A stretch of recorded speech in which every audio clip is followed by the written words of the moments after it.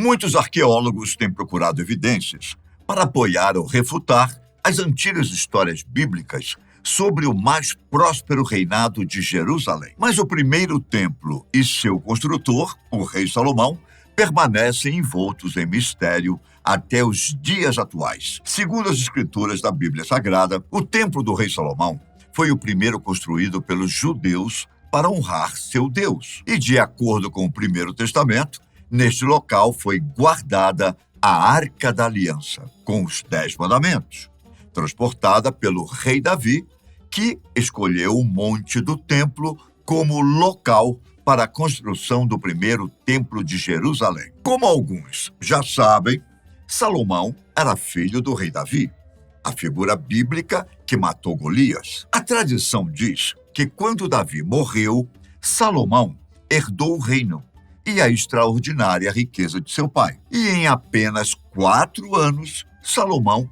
reuniu tais recursos e construiu o primeiro templo de Jerusalém. De acordo com os textos bíblicos, o templo foi construído com blocos de pedras extraídas da região e continha um telhado e interior revestidos com pranchas de madeiras extremamente trabalhadas. Ainda, segundo as Escrituras, o rei Salomão usou ouro puro para cobrir o santuário interno do templo, onde também colocou um par de querubins de ouro de 4,5 metros de altura, em formato de esfinges, para guardar a Arca da Aliança. Se considerarmos a Bíblia ao pé da letra, o primeiro templo foi concluído no ano 1015 a.C. Na cronologia da história antiga, essa edificação ocorreu vários séculos após a lendária Guerra de Troia e 2 séculos antes da mítica fundação de Roma. Seguindo os registros bíblicos, o primeiro templo durou cerca de 400 anos, antes que o rei babilônico Nabucodonosor o destruísse e mandasse os judeus para o exílio. Há uma longa história de arqueólogos que procuram, e alguns até reafirmam ter descoberto sinais que comprovam a existência do primeiro templo. Inclusive, quase um século atrás, os primeiros escavadores do século XX disseram que descobriram os estábulos de Salomão em um local chamado Megido, o foco da história bíblica do Armagedon. A Bíblia diz que Megido e 2 outras cidades eram usadas para abrigar os cavalos e cavaleiros das carruagens lendárias do rei. No entanto, as escavações mais recentes de um grupo de arqueólogos da Universidade de Tel Aviv e um pesquisador do W.F.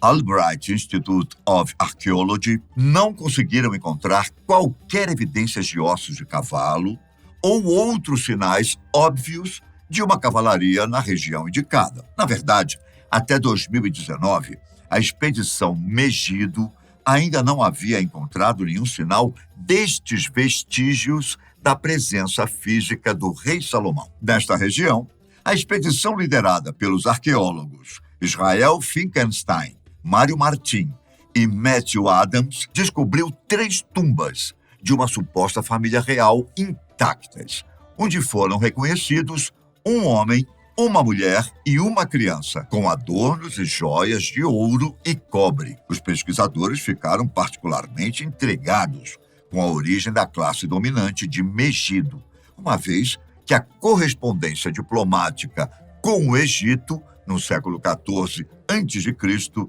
seguindo a conquista de Tutmés III, revela que o rei de Megido daquela época não tinha um nome semita, tradicionalmente canaanita, daqueles da região de Canaã, mas sim um nome hurrita chamado Birídia. Estudiosos por muito tempo acreditaram que os hurritas eram um povo nômade da montanha que surgiu na região entre o 4º e 3º milênio antes de Cristo e, eventualmente, estabeleceram-se e adotaram a escrita cuneiforme. No entanto, novas escavações das cidades hurritas revelaram uma cultura avançada com uma linguagem e um sistema de crença distintos, que poderia ter tido um papel importante na formação das primeiras cidades e estados do Oriente Médio. Os resultados de DNA de Megido podem, pela primeira vez, revelar o papel dos hurritas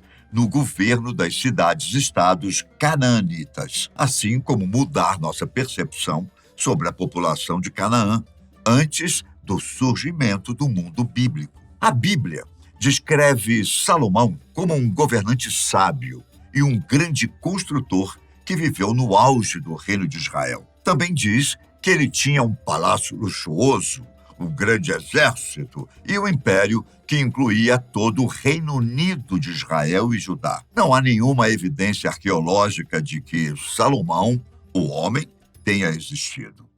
E apesar de viver em uma época em que provavelmente os escribas já estavam escrevendo a Bíblia, nenhuma inscrição na grande região leva seu nome. Isso não deixa claro aos arqueólogos se o segundo rei de Israel era real ou se parecia mais com outros governantes lendários da história, como Arthur Pendragon, que unificou a Grã-Bretanha, e Rômulo, o suposto fundador de Roma.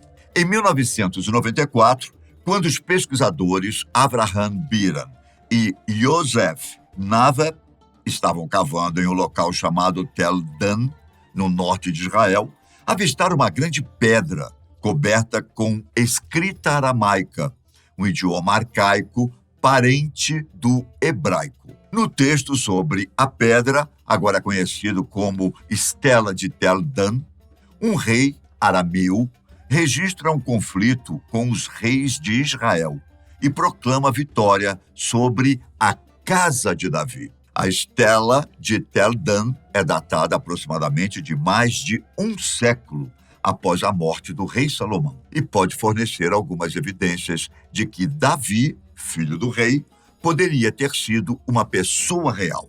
O grupo de arqueologia Israel Exploration Society ainda realiza pesquisas neste local e, em 2010, uma equipe de arqueólogos liderada por Eliat Mazar, da Universidade Hebraica de Jerusalém, disse que descobriu um segmento de parede monumentalmente grande enquanto cavava a parte mais antiga de Jerusalém em busca do palácio do rei Davi. As descobertas no local, chamado Ofel, incluíam uma seção de parede de aproximadamente 210 pés de comprimento, completa com uma portaria, torre de canto e uma estrutura real. As características eram tão grandes que os pesquisadores se convenceram de que a estrutura era apenas uma parte de um edifício realmente enorme. A datação do site foi controversa, mas algumas datas de radiocarbono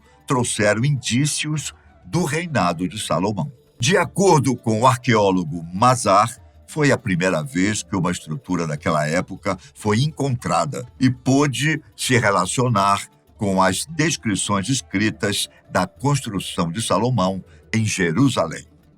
Segundo a Bíblia, o templo foi saqueado pelo rei Nabucodonosor II, do Império Neobabilônico, quando os babilônios atacaram Jerusalém, 400 anos depois de sua primeira edificação. Uma década depois, Nabucodonosor novamente sitiou Jerusalém e, após 30 meses, finalmente violou as muralhas da cidade em 587 a.C., até que a cidade finalmente foi derrubada pelo exército do imperador neobabilônico. Conforme as escrituras, Nebuzaradan, comandante da guarda de Nabucodonosor, foi enviado para queimar e demolir a cidade, incendiando o templo de Javé, o palácio real e todas as casas de Jerusalém. Tudo o que valia a pena saquear foi então removido e levado para a Babilônia. A destruição do primeiro templo de Jerusalém e o exílio babilônico foram vistos como cumprimentos de profecias bíblicas e, consequentemente, fortaleceram as crenças religiosas judaicas, iniciando a transição dos israelitas das crenças politeístas ou monolatrísticas de iavismo para as crenças monoteístas desenvolvidas no judaísmo. Algumas fontes reforçam também que os assírios conquistaram aquela região naquele período e iniciaram a diáspora judaica por volta de 722 a.C., forçando as 10 tribos de Israel a se assentarem em outras partes do império, de acordo com o costume assírio. A dispersão das tribos é o início da diáspora judaica, que caracteriza grande parte da história judaica. Sob o comando de Sargão II, sucessor de Salmeneser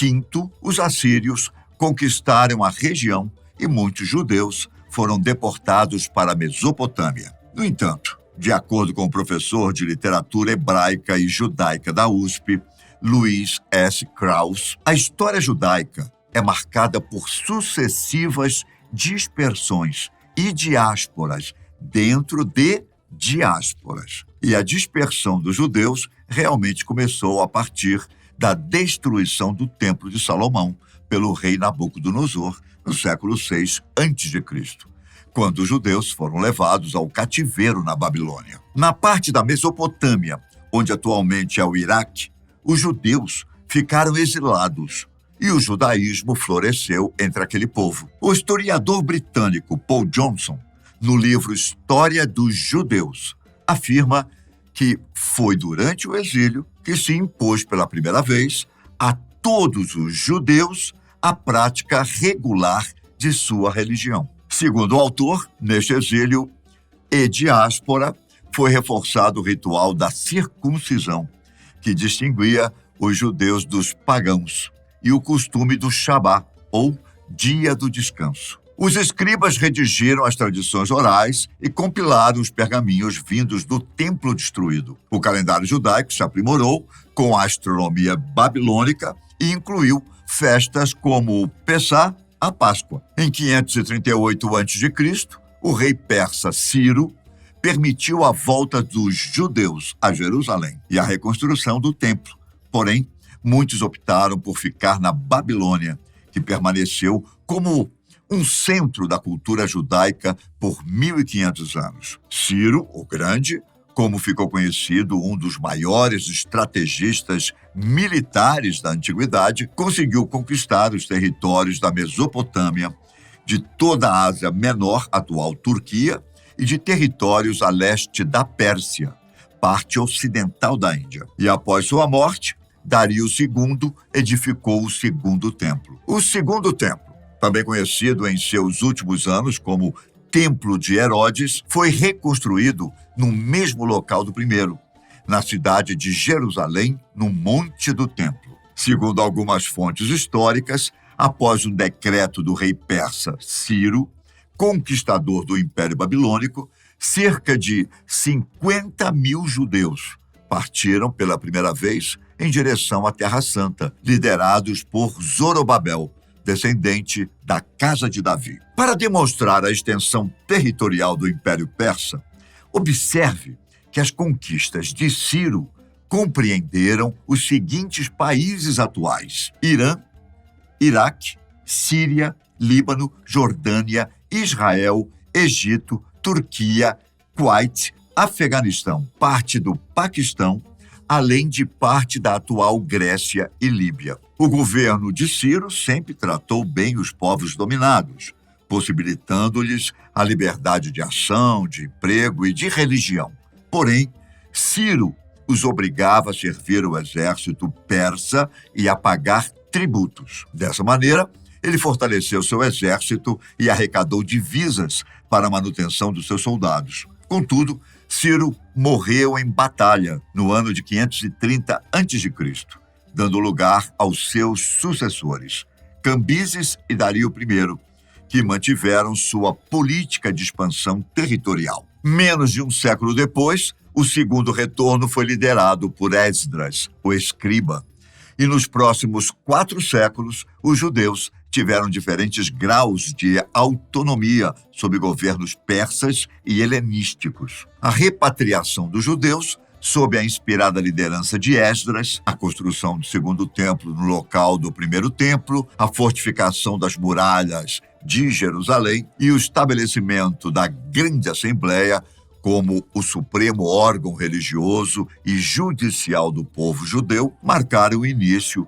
do período do Segundo Templo. Dentro dos limites do Império Persa, Judá era uma nação liderada pelo sumo sacerdote e conselho de anciãos em Jerusalém. Como parte do mundo antigo, conquistado por Alexandre o Grande, da Grécia, a Terra Santa continuou a ser uma teocracia judaica, sob o domínio dos Seleucidas, baseado nos sírios. Porém, quando a prática do judaísmo foi proibida e seu templo foi profanado, durante a imposição da cultura e costumes gregos a toda a população, os judeus se rebelaram.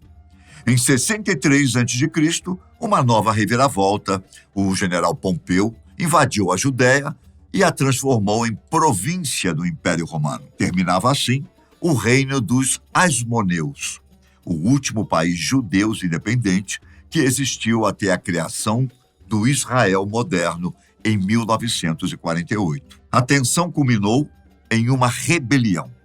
Em 70, o general romano Tito reprimiu os revoltosos, destruiu o Segundo Templo e mandou os judeus a uma nova diáspora, que alcançou a Ásia, a Europa e o norte da África. Mas, ao contrário dos anos na Babilônia, o exílio nos domínios romanos marcou o início das perseguições aos judeus. Segundo o historiador francês Gérard Mersadier, no livro História Geral do Antissemitismo, os romanos não toleravam o culto judaico a um Deus único, nem costumes como o Shabat. A situação piorou ainda mais com a conversão do imperador Constantino ao cristianismo, no século IV. Em 325, o Concílio de Nicéia acusou os judeus pela morte de Jesus, o que serviu de base para um mito medieval de que tinham poderes sobrenaturais e eram aliados do diabo. Nas terras da cristandade,